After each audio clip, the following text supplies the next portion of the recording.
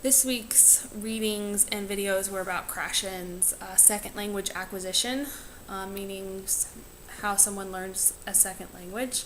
Going into it, my initial thoughts, I thought learning a second language was about repetition and memorization of certain words and phrases, and eventually it would lead to fluency. Thinking back on my own time in school learning Spanish, that's really how it was. I would learn words and phrases and just repeat them over and over again, and hearing them, seeing them, writing them, and eventually hoping they would stick, and they never did. And after watching Krashen's video and him explaining how someone can acquire a second language, it was totally different because according to him, it is all about comprehensible input, meaning there has to be a meaning behind what students are learning. There has to be a message, a communication of sorts. So students have to want to learn this material, not just they need to learn it. They have to want to learn it as well.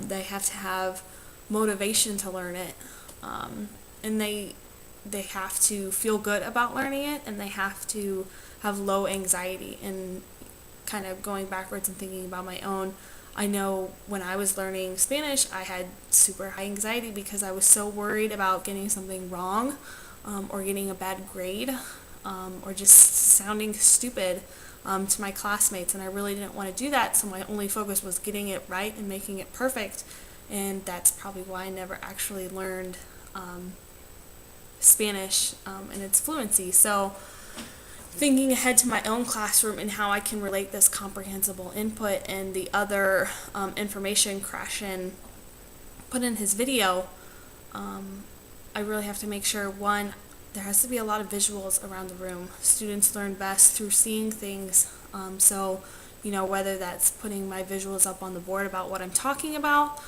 putting them on their worksheets, or even just having posters around the room of common everyday terms so that students can use and see and relate to, that eventually they'll pick up on.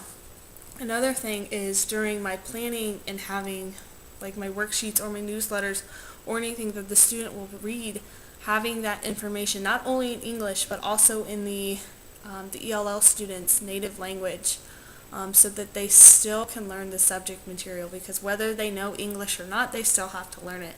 They're required to learn the subject matter. So keeping that in mind. Also, during another instructional strategy that I would use during class would be utilizing group work and cooperative learning.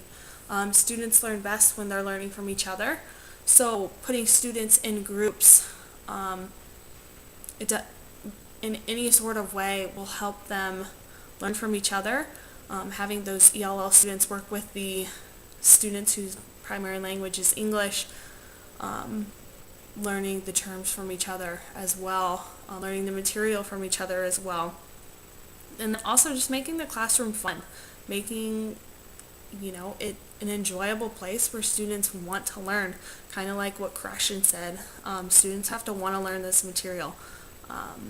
They have to enjoy being there. They have to be engaged. They have to feel comfortable in the classroom setting. And if they're not, then there's no way they're going to learn.